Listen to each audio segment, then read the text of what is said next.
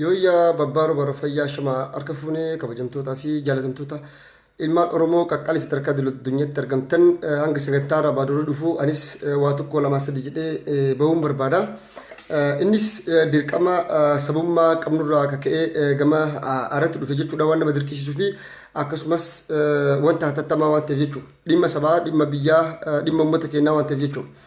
Egaa akkuma beekamu warra OPDON Dullaatin yookaan ammoo Jabbilooni Alamuu Simeedha bifa qindaawaa ta'een abbaa qeerroodhaa abbaa qabsoo bilisummaa uummata Oromootii fi xiinxalaa siyaasaa daayirektara OMN abbaa keenya hunda keenya jechuudha.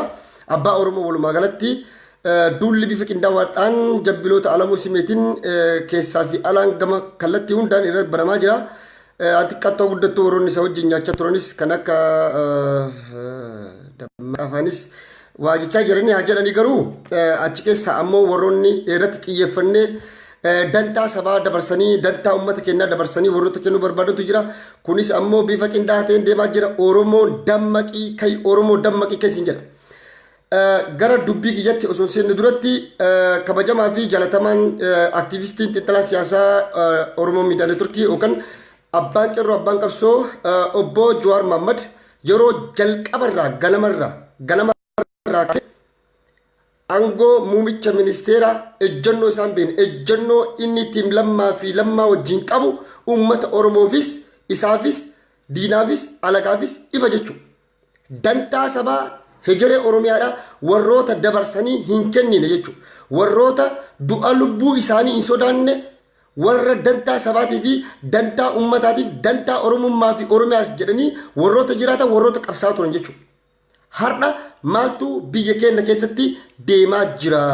Ho'aat hoo arra maal gochaa jirti? TPLFin astalaalafii isii akka Baarsaaf akka Maadiriitii jijjiirtee maaliif deebite? Shinfataachoon yookaan ammootinuu hirdina dur qaban san fooyyessanii bifa ammallee mootummaa abbaa irree fakkaatuun biyya san ceesisuu yookaan biyya san bulchuu Abiyyi irrattis dhiibbaan cimaan godhamaa jira gara TPLFitiin. Biyya bulchuu hin dandeenye biyya tanaatti ceesisuu hin dandeenye biiti egaatti dhufte nagaa dhabde yeroo ilma haraabii isaa ta'uuti yeroo kaanis biiti nagaa turte jechaanii har'aan tana waan isaan dalagaa jiranitti ni ittuma deemna jechuudha. Jalqaba ka Jawaar irraa ka'uuti. Yeroo Jawaar Mahaammad ganamarraa dhufu lammaa jechaa ture Jawaar. Har'as uummanni Oromoo lammaa jenna. Obbo Lammaa Magarsaa dantaa sabaa Oromoodha nama dabarsee kennine nama ajaja olirraan fudhanne ajaja muumicha ministeeraa isaa ta'uuti ajaja ministeerota garagaraa isaa ta'uuti Oromiyaan ofiin of bulchuu qabdi ka jedhu dhugoomsuudhaan ajaja nama tokkootiin alatti fedhii fi dantaa hawwii uummata Oromoodha nama galmaan ga'uu barbaadu kaayoo qabsoo uummanni Oromoo ganama irratti wareegaman arra ayyaana goototaa jedhee irratti kabajnu kana seenaa Maccaaf Tuulamaa seenaa Waaqoo guutuu fi jarraa abbaa gadaafaa qabsaaniif san har'aan tana nama galmaan gaha jedhee uummanni Oromoo abdatee uummanni Oromoo OPDON xirooftuu ajooftuu jibbamtuu saniif beekamtii akka kennu ka godhe sababa Lammaa Magarsaati. Sababa Lammaa Magarsaa OPDON akka isin biyya san ceesistu uummanni Oromoo beekamtii kenneef. Har'a ammoo haga barbaadan itti fayyadamanii tiim Lammaa Magarsaa dhabamsiisuu OMN irratti duula banuu Jawaarin dhabamsiisuuf kaayoo kun hoo maaliif? Kana beekuu qabdan uummanni Oromoo. Aktiivistiin xiinxalaa siyaasaa obbo Jawaar Mahaammad fa'aa fi Iskeel Gabbisaa fa'aan yoo ka jaarmaya haaraa hangabbaan taate jaarmaya siyaasaa Oromoo dantaa Oromoo kabachiisu haarofni yoo ka dhufu taate OPDON akka jaddalitti bayxee yaatii jechuudha. Injiru jechuudha. Kun osoo dhufne dura ammoo propaganda dalaguudha jedhe. Propaganda yeroo jennu kana jibbiinsi uummata Oromoo irratti akka Jawaar fa'aan jibbaman akka Iskeel fa'aan jibbaman jaarmayni haaroonni akka dhufne nu qofatu dimokiraasii fiduu danda'a nu qofatu biyya tana ceesisuu danda'a nu qofatu walqixxummaadhaan biyya tana bulchuu danda'a ka jedhu holola kijibaa oofuudhaaf jechuudha. Waan biraatiif miti. Duulli qindaawaan amma Dr. Milkeessaa miidhagaa fa'aan Jawaar fa'arratti eegale kun Jawaar maaliif tiim Alamuu Simee achi keessaa haa qulqullooftuu jedhe. Kaayoo tokko hundi keessanii beektan namichi salphataan kun beetii gaaf intervii gootee gartanii jirtan keessaa murtee fiddi jechuudha. Namichi salphataan kun Dr. Abiy namni jedhamu kun biyya tana bulchuu hin qabu jedhee nama mormaa ture. Dhugaa Jawaar yeroo san dubbachaa ture hundi keessan amma argaa deemtan kana argaa deemtan. Waan inni yeroo san dubbate jechuudha. Lammaa jechaa ture. Har'a ammoo dubbiin akkasii miti. Dubbiin jalqabni isii maalidha? Ho'aatti pellefiin Abiy wajjin biyya tana bulchaa jira, biyya tana ceessaa jira. Moo achi ol taa'ee asii ibidda qabsiisa. Buqqa'iinsi fi jawqamiinsi rabshaan erga Abiyyi dhufe moo Abiyyi dura jira? Qabxii kana naa qabaddaa. Abiyyi dura moo Abiyyi booda rabshaan buqqa'iinsa walitti bu'iinsaa jira? Abiyyi dura jechuudha. Yeroo TPLF waatu jirtu jechuudha. TPLF waatu yeroo sanitti kaayoon isii waan kadhattee galteef maaliif? Atteeshiniin uummata Oromootii fi atteeshiniin uummata Itoophiyaadhaa uummata miliyoona tokko kan buqqee kana qofa bira akka taatuuf Oromoo san sun dhaabuu hin dandeenye garuu. Oromoo san bira darbee ol kute jechuudha. Har'a muuxannoof dandeettii abdii illee wajjin dalagessan naannolee garaagaraa keessatti jeeqamiinsa isaan uumaa turan argaa ture jechuudha. Kaayoo TPLF tokkoffaa illee maali? Tiim lammaa fi tiim dagguu kana lamaan dhabamsiisudha.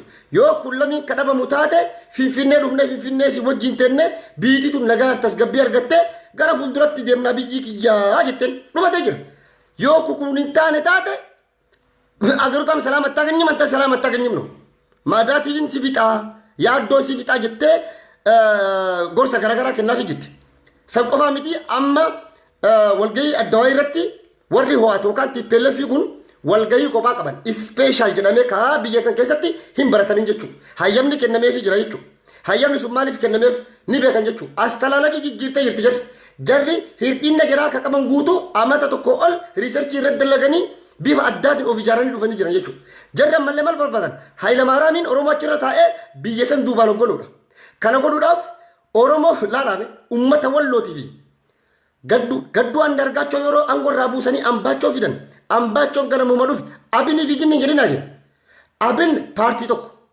Paartii humnaa fi dandeettii hin qabne jechuudha. Abin afaan qofa miidiyaa irratti haa dubbatan malee ka abin caala waggaa 40 qabsaa ture. Paartiin adda bilisummaa Oromoo hin jiru. Gimboo sabaatti faan hin jiranii. Oromoo Federaal Koongireesiin hin jiru. Oromoo Federaal Koongireesiin irra ODP wajjin ODP wajjin waan fedhe maan goone maa wajjin hin dalene kijjiba soba dhaaba. Wanni godhame bifa qindaawaa ta'een warri ho'aat ka qindeessanii ergan uummata wallootti dulchisan jechuudha. Propaganda Tigraayin hin cabbataan lammaari kun marti propaganda kana beeka. Hundi isaa xiinxalaa ija siyaasaatiin ilaala. Ta'ee jedhamee warri qorannoo ambulaansii agartanii jirtan makiinaa korobittineessaa naannoo Amaaraa agartanii jirtan kaa uummata wallootti duulaban. Kun hundi warra TPLF ho'aatii waan qindaa'e jechuudha. Maaliif uummanni guguddaan kun lamni yoo ka waliin buutaate bu'aan isaa achi keessa argatan bu'aa guddaadha jechuudha. Warri TPLF duriis waggaa 27 akkas biyya san bitaa turte jechuudha. Kanaaf har'a wanni kun ta'eef maaliif Abiyyi faa wata aangootti dhufan wanni isaan fayyade guddaan maali Oromoo dammaqiitii kai sammuu kee bani. Wanni lammaa fi Abiyyi aangootti fide uummanni miliyoonni tokko buqqa'uu naannoo sanarraa buqqee advaanteejii ta'e dildila isaanii ta'e uummata miliyoona sanarraa calii har'a masaraa seenan ka qeerroo qofaa miti beeka. Wareegama qeerroo qofaa miti. Uummatni Oromoo miliyoonni tokko naannoo Sumaaleerraa buqqee har'a Abiyyi fi tiim lammaadhaaf dildila ta'ee ture jechuudha. Har'a ammoo shirri TPLFin dhuftee noo shira akkamiin tokkoffaa tiim dagguu dha'uudha. Tasaaktual successfully right golee fi jira jechuudha. Tiim dagguun rukutamee jira tiim dagguun dhaamee jira. Amma maaltu barbaadama? Tiim Dr. Ambaachoo tiima eenyuti tiima Dabratsiyoon fa'a warra Geetaachoo Saffaa fa'a nyaachaa ture jechuudha. Warra isaan wajjin dalagaa ture jechuudha. Ammas warroonni ODP OPDON Dullaatin garaan as dhufti warroonni akka kumaa dammaqsaa faan warroonni afaan wal beenu as deebi'uu qabanii innaasteer minaamin jinni jedhanii warri waatuma borbaa jiranii jechuudha. Kana keessatti ammoo Dr. Abiyyis caasaa mataa isaa qabaa jechuudha ODP keessaa. Tiim lammaallee adda jira jechuudha. Tiim lammaa keessaa jalqaba warroonni rukutama warra eenfaa Suleiman Daddaboo Walaala warra arra biyya san bulchuu miti waan fedhe godhuu danda'u ka Dr. Milkeessaa faa fi jinni qulqullu butubuuti isin jettanii kana caala warroota dandeettii qaban warroota dantaa sabaatiif jiraatan hunda isaanii tiima isaanii ka arra waan fedhe biyya keessatti tasxunoo faxaarii akka fana maaliifaatiin jedhamu kanneen biyya baasanii jiran. Warqina Gabayyoo har'a lammaa lubbuu isaa caala jaalatan. Warqina Gabayyoo har'a eessa akka isa kaan lala. Tiimi isaa akka taate xayyibaa sanis dhahamuu deemti jechuudha. Ni dhaamti kanas wajjin laallaa jechuudha. kanas waan wajjin agarru ta'a jechuudha. Har'a Dooktor Milkeessaa Miidhagaa Taayyee Danda'a Addisuu Araggaafaan Jabbilooni Alamuu Simeedhaa hololli bifa qindaawaa ta'een Lammaa Magarsaa irratti gaggeeffamaa jira jechuudha. Keessaa fi alaan waan hedduu caqasaa jira jechuudha.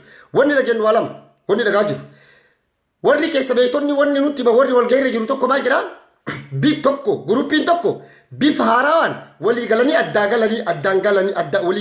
gallee bifa haarawaan qabsoo kennatti fufuuf lammaan bakkuma jirutti itti fufaa jira. Sagaleen irra caalmaan ammoo maal jedhaa? Obbo Lammaa Magarsaa. Obbo Lammaa ajaja Abiyyi waan hin fudhanneef ajaja TPLF fi nama tokko waan hin fudhanneef dantaa Oromoof Oromummaa fi Oromiyaa dabarsee waan hin kennineef sabboonummaa obbo Lammaa Magarsaan qabu sabboonummaa qeeroon Oromoo fi Oromiyaa qabdu kun yookaan bifa kanaan itti fufuu taate biiti tun garan barbaachifnetti deemtii Abiyyi as talaalafuun qayyiroo marshiin jijjiiri jedhanii jira. Warri eenyu jedhan TPLF fi ho'aattu jedhanii jechuudha. Jara tana marshii jijjiirtu malee hin jiru taphni yallam jedhanii bakka araatu Zinedine Zidane akkuma deebisanii laal Zinedine Zidane Real Madrid keessa ari'amee itti deebi'ee jechuudha. Caawwataa yeroo laal qumaariidha siyaasa jechuun isiniif haa galu sammuu banadha. Shinfatti aggaxxamoo Real Madrid maal godhe?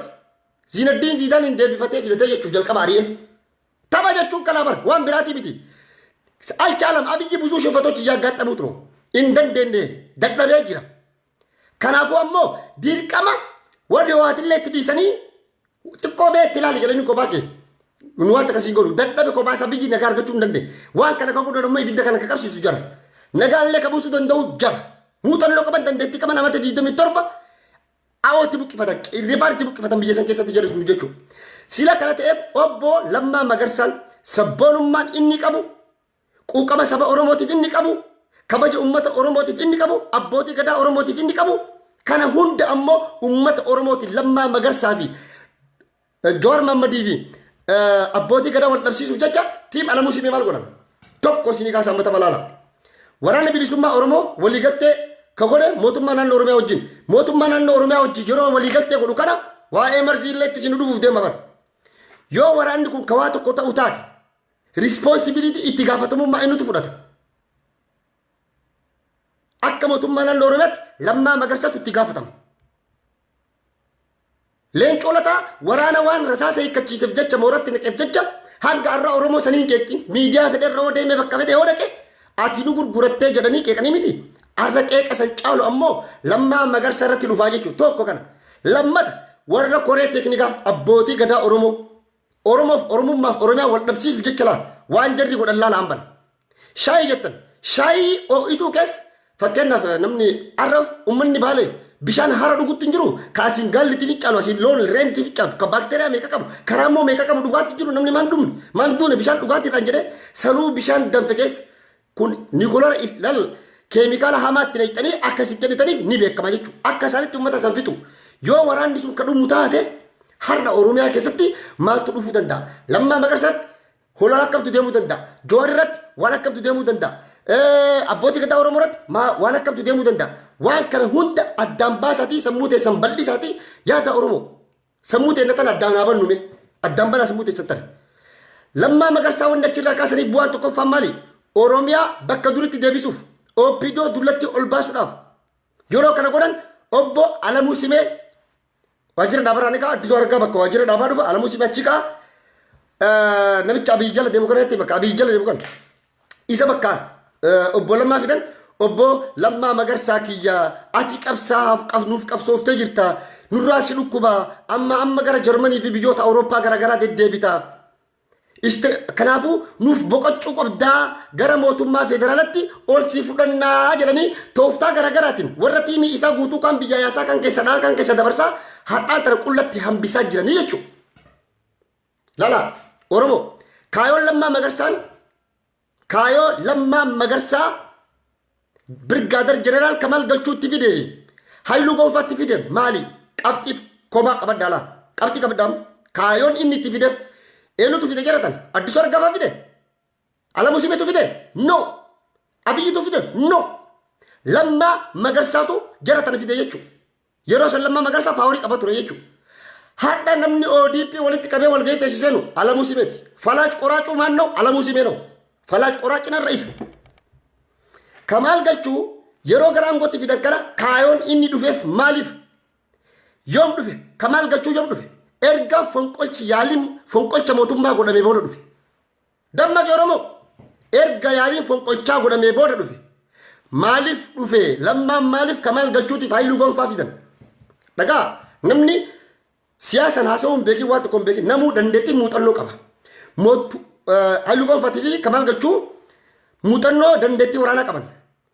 Dargaggoota malammaluudhaan leenjii gahaa kennuudhaan waraana Oromiyaadhaa kan mootummoonni naannoo tokkoon beeyne kan mootummaan federaalaa hin beeyne yeroo Mallas Zeenaawii turetti liyyuu haylii special force waraana hidhate leenjii guutuu xumure fonqolcha mootummaa godhuudhaaf 15,000 ilmaan Oromoo sabboontota qofaan namni malammalee leenjisee asiin ga'e isaan kana eenyufaa kamaal galchuu hayluu gonfaa keessa turan yeroo biyyaan beeynitti. Junaidi Saddoo fi yeroo abbaa duulaafaan makkalaakaa ministeerii turanitti waan hedduu dalagaa turan biyya san keessatti. Har'a ammoo tokko fonqolcha mootummaan nu godhama lama qotee bulaan Amaaraa hidhachaa jira sadii warra TPLF sodaatanii waraanni Oromiyaadhaa 30,000 humni addaa humni jabaan Oromiyaa tiksuu danda'u kan naannoo Finfinnee qubatu kan mootummoonni naannoleetii fi mootummaan federaalaallee hin beekne keessan akka ijaaranii waan kana qindeessaniif ture kaayoon lammaan magarsaa jedhatan itti fidila. Waan biraatiif miidhaan muuxannoof dandeettii waan itti qaban asiin duras waan wal keessa wal beekaniif jecha jara kan ofitti dabalan akka humna taatuuf warri Alamuu Simeetii fi Jabbiloonni Alamuu Simeedhaa waan kana harkatti fashaleessanii jiran jechuudha. Lammaan magarsaa akka sarvaayiviin godhe akka inni humna hin godhanne rukutaa jiran dhahaa jiran jechuudha. Tiimii isaa guutuu jalaa dhahaa jiran. Lammaa magarsaa guyyaa tokko qofa afaan Amaaraatiin kaasuu garee malee ji'a meeqa guutuu yoo takka lammaa magarsaa garee ji'a meeqa guutuu lammaa kiyyaa si dhukkubaa taa'ii kootuu federaalaa nuu qubadhu wanni deemaa jirtu kana waan lamii isin himee jira wanni kamaal galchuu achii kaasaniif kaayoo qaba kaayoo mataa fi qaba kamaal galchuu waan miidiyaa irratti baanii dubbachuu baatanii yookaan isaanuu mataan isaanii maaliif akka achii kaan beekuu danda'uu dhabuun ni mala kunis ariitii keessi gaafata si galee as talaalaafnu waan na'u kana waan ta'eef jecha kaayoon lammaa magarsaa jaratan itti fideef Oromiyaa humneessuuf dantaa saba Oromoodhaa tiksuuf Oromummaaf Oromiyaa fi injifannoo qeerroon Oromoodhaa dhiigaa fi lafee itti jigsitee fidde tana kunuunsanii akka laga ceesisan yookaan ammoo akka diinni dhufee waan kana nurraan hin fudhanneef waraana Oromiyaa ijaaruuf ture kana harkaadhaanii jiran faalshi godhanii jiran tokko kana qabaddaa. Lammata laala achi kaasan sun fashalee jira.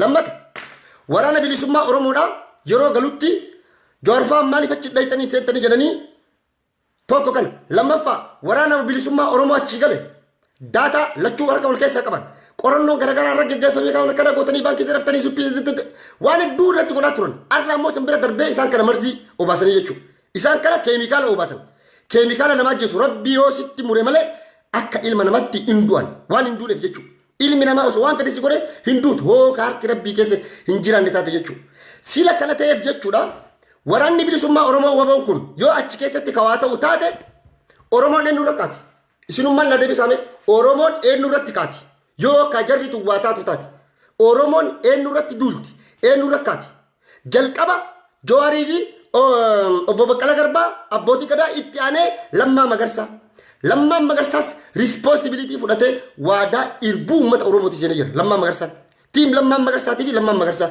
waraanni kun nagaan akka galu qorannoo takka malee fedhinnaa isaatiin gara bobba'uu takka bobba'u leenjii fudhatee poolisii Oromiyaa leenjii fudhatee qonnaan bulaa isaa leenjii fudhatee barnoota isaatti leenjii fudhatee gara feetti akka inni bobba'u waliigaltee godhamee fi irbuu uummata Oromootiif seenametu ture. Har'a san dammoo harkaa diiganii jiran jechuudha. Wanni sun guutumaan guututti diigamee dhabamee jira jechuudha. Kana eenyutu gochuu jira beekanii? Tiim OPDON Dullaatin deebisuuf jechuudha. Kana ammoo kumaa dammaqsaallee nama taphaa seenaa. Sagalee kumaa dammaqsaa takka dhageettaniisin. Sagalee kumaa dammaqsaa takka dhageettanii. Kumaa dammaqsaa fa'aa jechuun OPDON keessatti akka waaqa guutuutii fi akka jaarraa abbaa gadaatti nama kabajamu. Maaliif akka jettan taatan warra bu'uureessitoota jaarmaya kanaati jechuudha. Jaarmaya kana abbaan deemuun jara jechuudha. Namni qabu jara tan inni dhaga. Kijiba propaganda kanan geggeessine xurata baasne wushatu kijiba yaasan. Jarri tun akkuma barakat sumoonfa akkuma barakat sumoon deeggaddaa achi dhaqee jechuudha dhoksaadhaan illee ta'u jara tana wajjin koonnekshinii cimaa qaban warruma dura wajjin nyaachaa turan tana wajjin jechuudha. Kanaaf tokkoffaa duulli Jawaar farratti akka banamu jibbiis Jawaar farratti akka godhamu OMN illee rukutamee akka biyyaa bahu wanni jarri tun yaadaa jirtu barbaadan jirre dumiidhaan wanni kun dhagaadhaa bara OMN biyyaa baasuuf deeman akka kaayoo jaratti ilaala. Ummata Oromoo Jawaar irratti dammaysinee Jawaar akka fallaqni dammoo keeyyata wayii yookaan seera wayii itti baafnee qaallitti nuura muraa wallan hin miidha astaasasa maalla. Ummata akkana yaadula. Ummata dhagaa ummata doofaa jechuudha. Har'a ammoo yoo kalammaa magarsaa dhaan taate Oromiyaa carraan kenna hoo maali? Hegereen Oromiyaa maali? Wareegamni qeerroo ilmaan Oromoo dhiiga kuma shanitti kafalee kam maali? Doktor Milkeessaa Miidhagaa OPDON saba Oromootiif eessatti qabsoofte yoom qabsoofte nama meeqatu wareegame nama meeqatu hidhame nama meeqatu dhiige sababa qabsoo kanaatiif jedhanii OPDO keessa barra waraanni tokko amma fakkeenyaaf TPLF waa toota dhuftu barre calcal jedhanii dhufanii OPDO qabsoo gooten nama meeqatu irraa du'e nama meeqatu irraa wareegame nama meeqatu irraa dhiige nama meeqatu irraa hidhame OPDO irraa namni lama du'e goonni Mustafaan du'e OPDO jedhee soteen Oromoof ka du'e waraan agaazii ajjeesee ofiif ka du'e Mustafaan goota tokkicha sanoo taate malee sunuu OPDO miti poolisii Oromiyaati ka ummataati akka dhaabatti akka jaarmaatti qabsoo isin gootaniin nama meeqatu isinirraa wareegame Dr. Milkeessaan eessatti qabsoofte eessatti hiriira baate eessatti hidhamtee torchi taate sababa maaster pilaanii haa ta'uuti sababa bilisummaa Oromoo ta'u sababa dantaa fi bu'aa uummata Oromootiif jettanii yoo qabsooftan yoo midhamtan OPDO Dullattii fi Jabbilooni Alamuu Simee Dr. Milkeessaa Miidhagaa Addisuu Araggaatii fi taajee dandaa wala Mr. X Mr. Y Mr. Z hundi isaanii warra lafa Oromiyaa gurgurate investimantiidhaan safarii naannoo Finfinnee guutuu warra irra laga xaafoo kuma 12 qubatee jira asiin achiin akkas burraayyuu jedha kun hundi laafaa jarri tun gurguratte wayyaanee mareet nyaashatanam mareet shetoo ODP raasuno allaka abbaa isaa jalla sin durasitti meebar inyaa mina meeshatnoo mareet ellam jedhe dhugaasaati osoo jarri silaa ka lafa gurgurtu taate ilmaan Tigraay lafa qoddu taate har'a dhugaa isaanii saniin agarra ture har'a ka Amaaraa ka safarii argaa ture jechuudha hoogaa firootan isaanii ta'uu danda'a maaltu beeka jechuudha isaan kanniin warri lafa Oromoo gurguraa ture Addisuu Araggaa fa'a ammallee Alamuu Simee fa'a warroonni kunniin warroota hattoota dhiiga ilmaan Oromoo tuutan jarri ture egaa angatti dhufte waggaa tokko nu waggaa tokko dura akkam ture Oromoo waggaa tokko dura hidhamaan turre tumamaan turre turchitaan turre biyyarraa ari'atamaan turre gammoojjii fi bahara keessatti dhumaan turre iraata qurxummii ta'an turre nu kakara nu gochaa ture nu Alamuu Simee fa'a warra doktoreetii TPLF qabu doktoreetiin Dr. Milkeessaatii doktoreetiin Alamuu Simees ka ho'aat kenniteef leenjii isaan keessatti waan qabaniif muuxannoo waan qabaniif leenjii gaa waan qabaniif isaan kana keessaa doktorummaa fudhatanii bobba'an. Har'a dantaa sabaa dantaa uummataa hegeree Oromiyaa dhiisanii dhimma nama dhuunfaa tokko sa'a 24 piroopagaandaa ajandaa nutti kennaa biizii hodhuudhaaf deeman laala Oromoo. Har'a Baalee keessatti uummanni Oromoo sababa abdii illeetiin shiraan buqqee nama miliyoona meeqatu irra gargaarsa nyaataa barbaada. Waan keessa ciisu hin qabne, waan dhuguu hin qabne, yaala hin qabne, nafa dhiqatu hin qabne. Nama akka ilma namatti guyyaa kaleessayyuu magaalaa Roobee keessatti tuman sanuu bakka dhuftanii deebi'aa jedhanii tumanii bar warra baqatee dhufee gammoojjii keessatti hin duunu. Ispaaltii irratti illee ta'u waa duunu yookaan ammoo waallee argannuti yookaan dabbollee ta'u jedhanii warra achirraa baqatee dhufe ilaalamee jira. Warra achii buqqee miila kiloomeetira meeqa deemee dhufe. Magaalaa Roobee keessatti caasaan Alamuu Simee fa'a Jabbiloonni isaanii warroota achirraa buqqee baratee dhufe gara jabinaan isaan kana tumaa turan kalee laalamee Oromoo isaan kun tumamaa turan maal gootanii ispaaltii irra nu dhuftanii miidiyaa irratti maal baastan maal nu salphista yamagaa kenna deemaa bakka dhuftanitti deebi'aa jedhanii isaan kana dorsaa turan jechuudha akka malee ijoollee yuunivarsiitii keessa nu ergaa turte barattoonni jechuudha isaan kana barattoonni yuunivarsiitii madda walaabuu baay'ee tokko akka galatoomtan gargaaraa turan jechuudha. Har'a silaa ajandaa waan nu ta'uu qabu dhimmi walloo Oromoodha.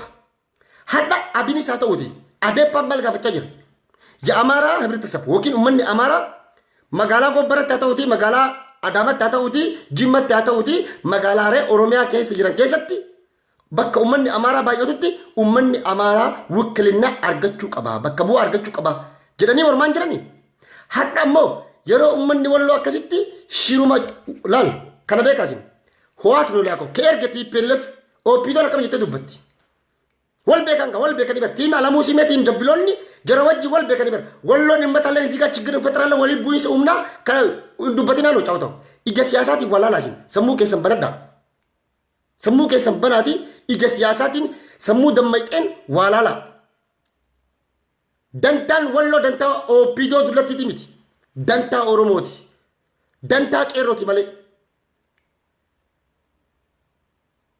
hadda yeroo Abiy Ahmad ummanni gadoo buqqo ministeerota salaam ministeer maali ministeer kantiibaa magaalaa Finfinnee hundi isaanii wal guuratanii akka yeeyitti wal jala yaa'anii gedoo dhaqam hundayne imbochi mee imbochi fi lubbuu namaa kamtu caala dhaqam hundayne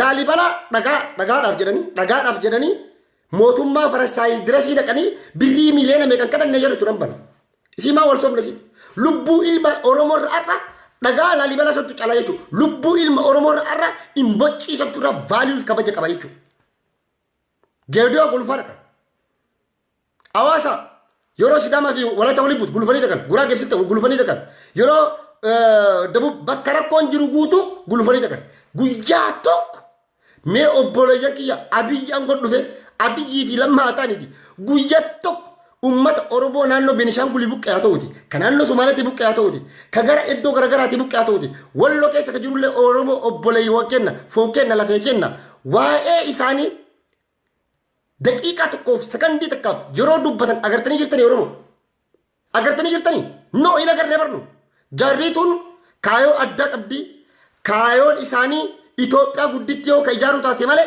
dantaa Oromoo irraa hajaan qaban sabboonummaa Oromoo balleessuuf deeman jechuudha kana beekaasin Abiy sabboonummaa Oromoo hin fedhu bakka dhumatee jira sabboonummaan Oromoo kun biyya diigaa sabboonummaan kun Oromoo kun biyya hin ijaaru sabboonummaa Oromootu rakkoo kana fide jedhanii warri ho'aati isaa ta'uti qeeqni garaagaraa keessa ka'aa jira jechuudha mee birraa gammadii jeensaa mee birraa gammadii birraa si erga jira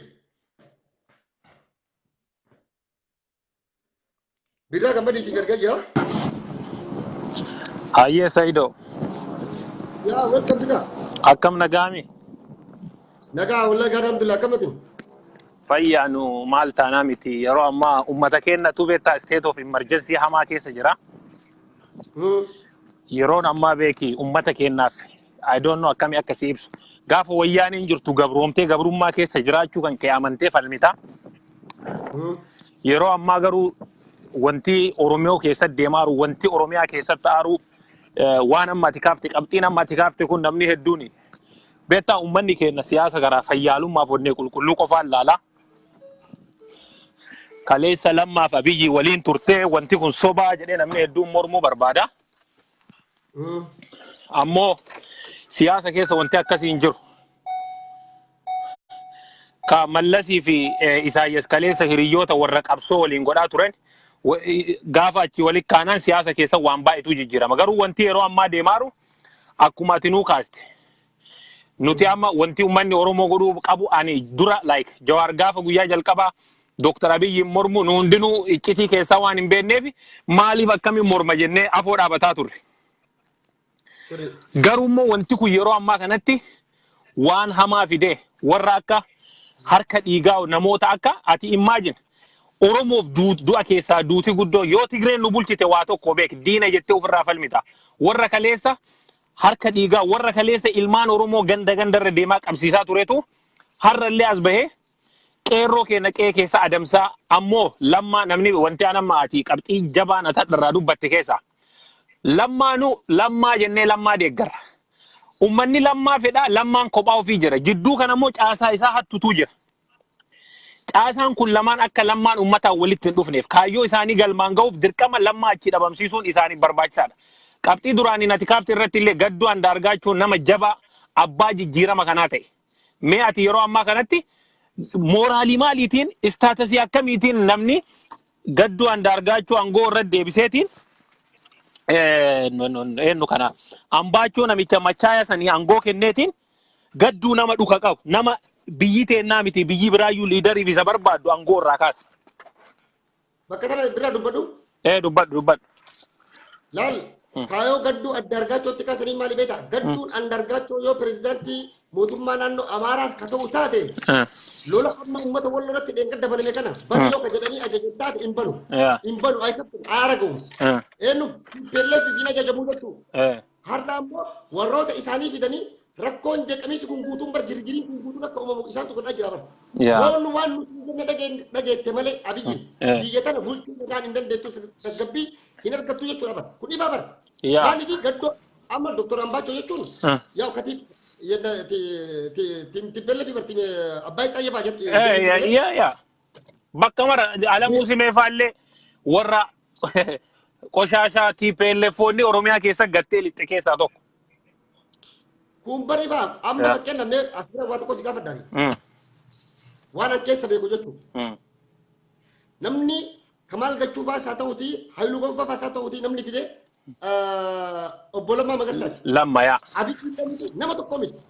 Kaayoon isaan jaratan itti fidan maaliif yoo fidan jaratan hooka jennee ilaallu taate fonqolcha eegre yaani fonqolchaa godhame booda fidan jaratan. Jaratan ammoo amma dura muuxannoo guutuu qaban waraana biyya keessatti leenjisanii manni keessatti leenjisanii mangistii taasisuu qabu. Kana keessa deemu reessi xiqqoo ibsee jira si galee. Amma nuti uummanni Oromoodha. Wanni nu balleessu tokko maali beektaa?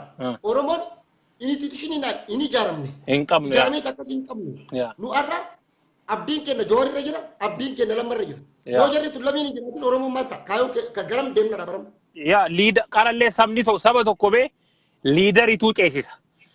Akkuma argite jalqabarraallee namni kennallee nu amma yeroo san istiraateejiin abiyyi ittiin deemaa ture. Dura beektaa waa arganii waa amanan. Namni hundinuu barumsillee nama dadhabaa dafeen galuu fi kaan immoo homa san galaafi. Warri siyaasa beekan waan kana dafanii nu himanii turan.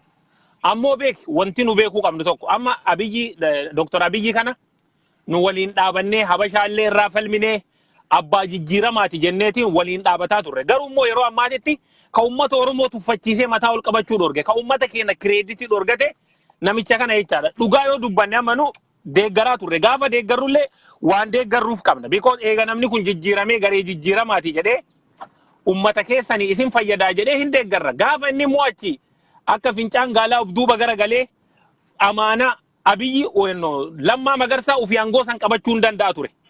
Garuu hambilummaaf gaarummaa isaatiif aangoo isaa dabarsee itti kennaa. Abiyyi immoo gubbaa san taa'eetiin caasaa isaa gubbaa itti ijaara jechaadha. Caasama isaa yeroo obbo Lammaan biyya alaa yaalaaf deddeebi'u kaadiree isaa mala ijoollee amma sooshaal miidiyaa irraa buchulloota tanniin bee Dr. Abiyyitu itti kaase tokko maal godhuu barbaadan amma Lammaa akka mootummaatittu argaan jiru dura psychological war irra goota akka ummataan jibbamu akka yoo ummanni walloo dhaame sagaleen taane akka ummanni Baalee yeroo beela'u sagaleen taane akka namoonni akka Alamuu Simee kun maqaa mootummaa naannoo Oromiyaatiin yakka badaa hojjetan akka ummanni dhaabasan jibbee tuffatu irra hojjetta. Achiin booda resign godhi jettee ufumaan gaafatta because nama dura psychological war sammuudhaan injifatta beektaa. Wanni illee dabal gaammalaan amma warri waraanni waboon mooraa xollaa keessa jiru akka warra keessa beektota irraa dhaga'uutti jirutti illee maalidhaa ta'ee jedhamanii summii itti kennaman yoo jarri sun kan dhumtu taate eenyutu itti gaafatama eenyutu itti jibbama beektaa tokkoffaa lammallee itti gaafatama responsibility qaba. Jawaar faallee itti gaafatama. Kanaafuu wanni jarri dha'uu barbaadan tokko maali beektaa Lammaan bichaa dhala lamamtaa mi falluutu. Jawaar illee dha'uu barbaadan qo'imni amma waa tokko dhaa'ime humna kamiin bamin ayinat አስተሳሰብነው ጆሪ ቢ ኦኤምኤን ከነፍቱ የሚያመጥኝ ጀብቢሎኒ አለሙ ሲሜ ኩኒ አና መራጫላ አኒ ኢላ ወንቲ አገማ ዋን ሀገማ ጀሪ ጎቴ ኬሳ ወንቲ አከዋን ካናን አርሴን ጆ ኡመተ ኬና ካን አጄሳ ካን ጭቴሳ ዱሬዮኒ ብየ ቻይና ትግሬን ወያኔን ቀበኛ ኦሮሞ ወጋ 27 ቢሊየን አንሳማ ቱርቲ ገሩ ጀሪቱኒን ዋሄ ኡመተ ከኒኒ ጀቻ ተኪቲ ኦሶን ዱበቲን ሚዲያን ኦኤምኤን ኦሶ ቲፒኤልኤፍ ጉርጉረሜ ወጋ ኩዳኒ ኦሮሞ ራ ሆጀቴ galata isaa Oromoon deebiseen danda'u amma booda iyyuu jechaadha. We knows ila amma yeroo tokko wanti like ummanni kunniin hagam akka isaanuu dadhabaa ta'an nama mul'isa jechaadha. Osoo achitti Finfinneen teessanii miti. Osoo nafxanyaan achitti baalaadaraa jedhaatiin ummata keenya Finfinnee keessatti ummata nama afaan Oromoo dubbatee mara qeerroo jedhaa adamsaa poolisii itti waamtu. Osoo jaraayyuu beekamtii dhorgitee halkaniif guyyaa saree itti qaltu jarri miidiyaa jara nama godheetiin guyyaa irraa akka jarri firiidamiin dubbattu jara godhe kana baajata isaa ODP godhuuf rakkatti. Kanaaf nu amma beektaa like amma wanti nu jechuu qabnu amma Jawaarii fi warroota jiran kanallee nu amma booda hin dandeenyu kadhachuu ODP'n akkana maaliin akkana lammaallee akkuma jiran sila osoo paartii iyyuu taane wata qosimu eegadda Jawaar maal jedhamee ta'a minisootaatti yaadata nuti yoo OPDON Dullaatin ODP keessa qulqullaa'uu baatte jaarmaya haaraa dhaabuuf kaayoo qaban jarri yaaqomalum dantaa sabaa dabarsanii waan kennin jechuudha. Yoo Jawaar kan jaarmaya dhaabatan taate parsantii 99.99 OPDON uummataan isa kabiltuu ni beekan jedhu. Waan kana beekaniif min mara kan labbachuu OMN mammataa tan labbat Jawaar mammataa tan labbat Dimlamman mammataa tan labbat hullum duqet moo nan labbat akka eenyutti akka Alamuu Simee faatti jechuudha akka Jabbilootatti jechuudha. Kanamee akkamitti laata Oromoon maal godhuu qaba amma fakkeenyaaf lammaanuu dhaame carraa kenna maali? Eenyaaf egereen kenna maali? Yoo amma fakkeenyaaf kalammaan magarsaa achirraa ka'uu taate egereen Oromoo maali? No amma wanti jiru ummanni keenya amma beektaa rakkoo ka ta'e nu amma namni lakki Abiyyiif lammaan garaagarummaan qabdu kun olola diinaati wayyaaniitu akkas godhama nu wayyaaneen osoo deebitee nu bulchite wayyaan nu wayyaaneen gaafa wayyaaneen jirtu nafxanyaan Oromiyaa Finfinnee irra hiriira bahee nu gaallaa jedhee nu arrabsee hin beeku. Oromoon kaleessa gabrummaa keessa jira waan jedhuuf namni hundinuu waa godhuuf tattaafata ture. Gabrummaa keessa jira jedhee har'a garuu bilisoomnee irra jennee uf dagachuu kanarra gabroomnee irra jenneetiin yoo akka kaleessaatitti gabrummaa falmine wayya jechaadha. Kanaaf ummanni Oromoo maal argate? Maaltu nuu deebi'e? Nu nafxanyaa waggaa 150 ummata keenya qeerraa buqqise. Kasilaa Oromoo luka jara jigee dhiifama gaafateetiin ummanni kun abbaa dhugaati abbaa lafaati jechuu danda'u jechuu qaban. Har'a garuu nu Finfinneen teessanii miti biyya abbaa kennaa biyya lafeen gootota Oromoo meeqaa irra wareegame keessanii miti jettee nafxanyaan nurra of dhaadaarti jechaadha. Nafxanyaan bara wayyaane akkana nurra of dhaaddeen beektu. Kanaaf ummata Oromoo lammaan akka dhaamaaru gadduunfaallee akka diraamaan kun hojjetamaaru gareen Alamuu Simee kiriminaalii kan akka hojjetaaru akka hubachuu qaban. Bikoos amma kaayyoon isaanii lammaa waliin ummanni keenya lammaa fi kaadiree isaanii adda baasanii akka hubatan. Bikoos amma qabsoo jabatuu dhufuuf deemaa gaafa lammaa achirraa kaasan ummanni Oromoo bakka jiru biyyattii san garagalchuuf qophaa'uu qaba. Yoo dadhabame lammaa biyya alaatti deebinee riikavar goonee kaadiree dullattii san kan inni nu ofirraa baasuu barbaadu. Kan ummanni Oromoo illee sababa saniif lammaa faayyuu beekamtii dhooggataa ture san harkaa balleessineetiin deebifnee ijaarreetiin nu warroota akka Jawaar Muhammadii fi lammaa Magarsaa fa'a waliin deebineetiin abbaa biyyaa taanee akka dhuunfannu abdii qabna.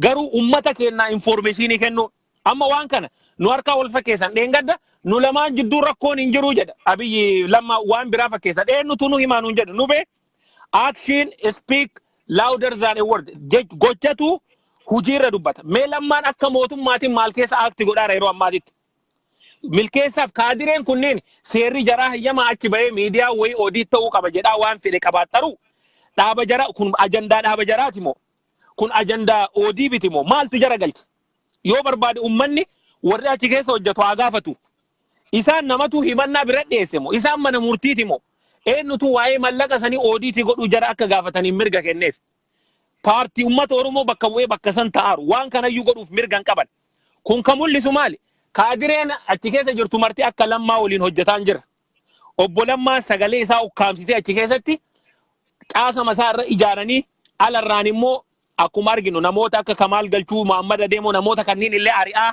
akka hawaasni isa jibbuuf abdii irraa muratuuf achi keessaallee kaadiree isaa irra ajjeesanii saayikoloojikaal woorii irra godhanii akka inni riizaayin godhu ga'uuf deemanii Oromoo waan kana nu amanaa fudhaa bikoos amma namni baay'een wanti kun sobaa dhugaa mitii jedhee nu mormuuf deema. Yoo waan kana shakkitee ija shakkiitiin ilaalte wanti ati miidhamtu hin jiru. Yoo garuu soba jettee amantee rafte immoo miidhaan isaa guddaadha. Waan kana yoo dhugaallee jettee amanuu baatte ija shakkiitiin ilaali itti uf qopheessi. Yoo lammaa jarattiin tun sababa ol guddinnaatiin achirraa kakaasu ta'e maal godhuu qabna ka jedhu ilmaan Oromoo irra haasaa irra hojjedhaa ka jedhu sani taamsa dabarsu bara. Uummanni Oromoo ifa godhuuf uummanni Oromoo wanni isin beekuu qabdan tokko Jawaar waan akka qeerransa gadi eegeen qaban gadi dhiisan jedhan yoo qabee gadi dhiisu wanni inni Alamuu Simee laal wanni inni gaafa wala Abiyyi noo jechaa tureefillee amma uummata Oromootiif ifa isin ta'aa jira isin ija balachaa jirtan wanni inni Alamuu Simee irratti waa argate Alamuu Simee farratti waa argate wanni inni argame fakkeenyaaf Alamuu Simee nama tokko Alamuu Simee balaa maaltu Dooktor Keessaa miidhagaa xabaqaa isaa godhe maaltu saggaa dandaafa akkana dandaafa maqaa isaa godhe maaltu fakkeenyaaf namoota damma qaban dabalata jechuudha fakkeenyaaf namoota hedduutu jira maqaa jara tanaa maaltu isaan godhee dhaabaraman.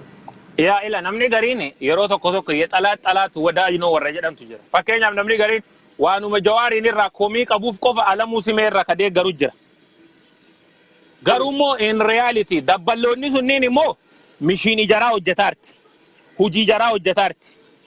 Hujiin jaraa zay haaftu hattummaa ofii dhossuudhaafi dhugaa nama biraa saaxiluun dirqama. Ati bee gaafa ofii hattee hattummaan kan kee akkasi jalaan baaneefi maybe isaan ajandaa kanayyuu uummata Oromoo ittiin biizii godhuufiyyuu waan fidaaran naf fakkaata yeroo tokko tokko.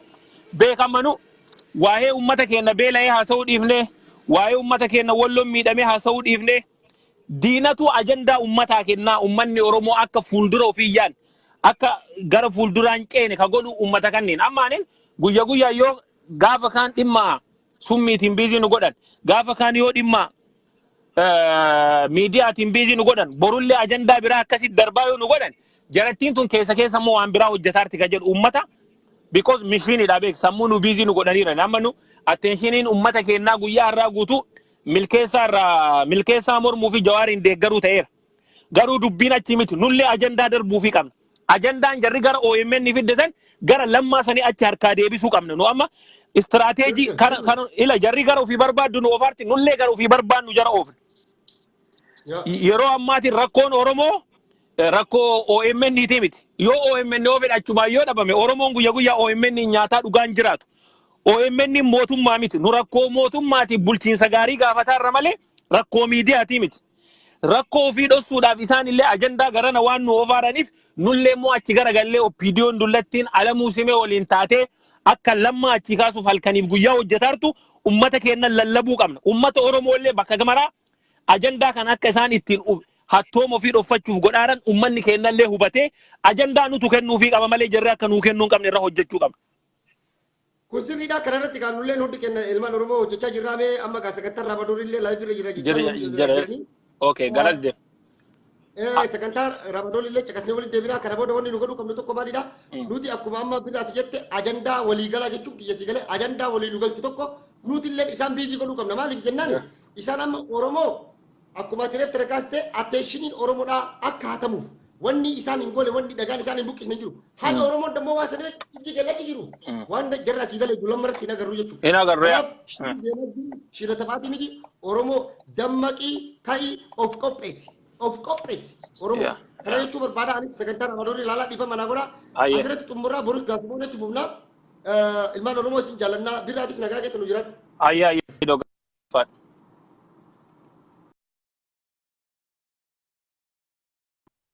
Kabajamtoota fi jaallattoota kennaa egaa kan waan kana bal'inaan samoona irratti haasofnaa gara ajandaan isaan nu kennan akkuma boleessi kenna jedha ajandaa jajjabattu deemaa jira. Hawaasati ka Oromooti nutu gargaaraa ture mallaqa kenna malee mallaqa akka keessan zarafeeti miti birrii uummanni Oromoo biyya Araballee haa ta'uuti Awurooppaa garaagararraa miidiyaa kana dhaabne miidiyaa kanatu irraan tana xurree karaa qabsoo nu saaqee bilisummaa kana nu argamsiise kanarratti illee bal'inaan haasofna. Kaayoon isaan OMN irratti duuluuf barbaadan maali? Kaayoon isaan Jawaari rukutuu barbaadanii maali? Kaayoo wanni lammaa si rukutuu barbaadanii maali? Sabboonummaa Oromoo kana laaffisuudhaaf maaliif barbaadame? Eenyu duuba jira? Kaayoon isaa maali? Eessarraa garamitti deemna ka jedhus bal'inaan akka tuduuf nu ta'a sagantaa Ramadoorii ilaalaa galatooma ulfaadha hojjemaa na jiraadha ilmaan Oromoo.